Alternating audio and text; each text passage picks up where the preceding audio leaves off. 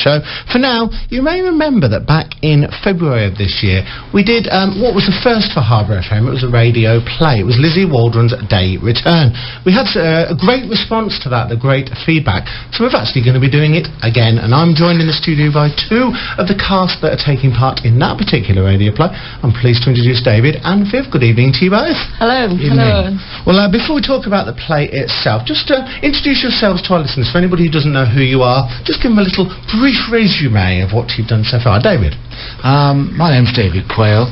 I was in the previous play, and the only times I've been on the stage are actually in Market Harbour Drama Society, where over about 11 years, I think it was, I was in 8 or 9 plays, and I stopped in 2011, because of ill health and things. But that's my background in acting anyway. But theatre's always been something that you've been keen to do. I was always interested from a young age, but never done it to end. Well, and over to you, Viv.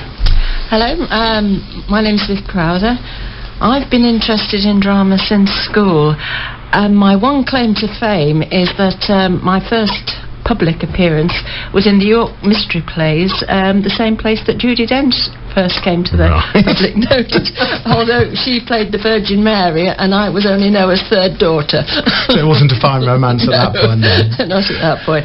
And since then I've done village dramas, and at the moment I'm with Market Harbour Theatre. Joined them in 2003 and done quite a variety of parts, some pretty major ones. The last thing we've just done is the All England One Act Play Festival. Right, yes. I understand the theatre did quite well. Oh, we got through to the semi-finals and were pipped at the post, but we got a good adjudication, so it was nice to do that. That's great. So it's great to have two people like yourselves on board with the play. Now, we're back in February, you did the first radio play. So between you, just tell us what the experience and sort of how you got involved in that play came about. Well, Malcolm advertised through the society for people, and so I volunteered, and Malcolm was mad enough to take me on, and I think we all thoroughly enjoyed what was a brand new experience. That was the thing. But it was only later that I think, well, I thought anyway, actually that was live, and a lot of people don't go straight in and do something live. But we managed it and survived to tell the tale, and it was a very good play, and we enjoyed doing it, I think.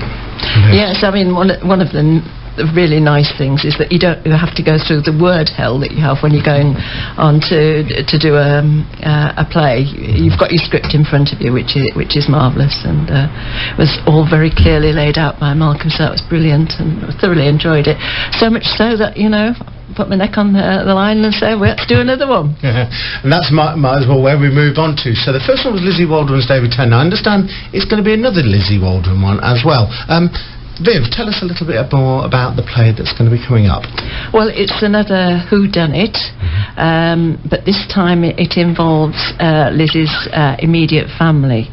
Right. I play Lizzie's mum. I obviously don't want to spoil the plot or anything at all, but it's closer at home for Lizzie. She has to solve a murder on her own doorstep. Ooh, and David?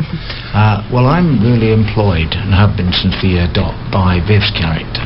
Right. So I'm the faithful retainer, if you like, with the wonderful name of Brookes, because I'm the gardener. And the play, I think, is...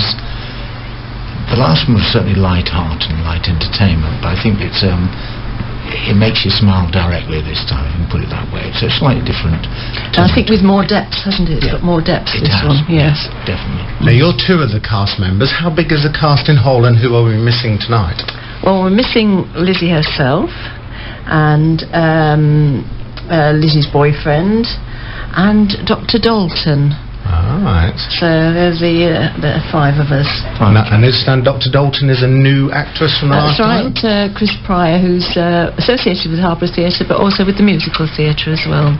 So it's good to get sort of local people involved in things like this, on local radio. I think that's perhaps another positive of what we're trying to do here. Yeah, I mean, I think a national radio channel, which I won't mention, broadcast, I think, a couple of plays a day, and they're very popular, so it's brilliant that a local station like HFM is finding space for a play. I think it's absolutely marvellous. So tell us, I know you don't want to give too much away because we want people to listen, but just give us a little idea of what the play is going to involve. Tricky, isn't it? Yes. Lizzie is summoned home by her mother because, dare I say it, someone has murdered the maid.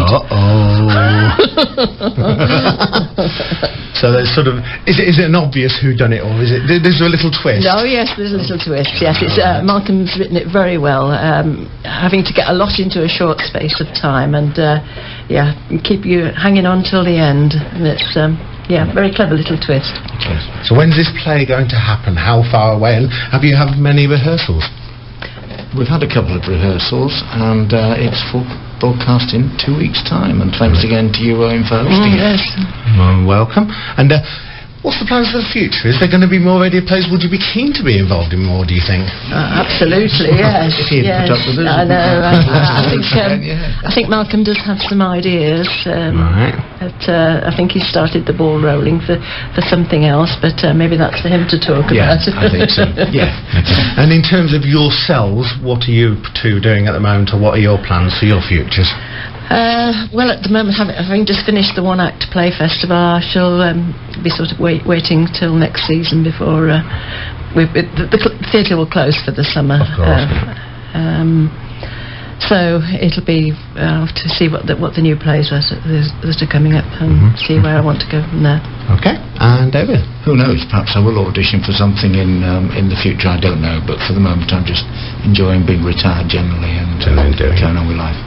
Well, a big thank you to the pair of you for coming in this evening. I think after the first one, I think there's going to be a lot of interest in this one as well, and it's been great to find out a little bit more from the two of you this evening.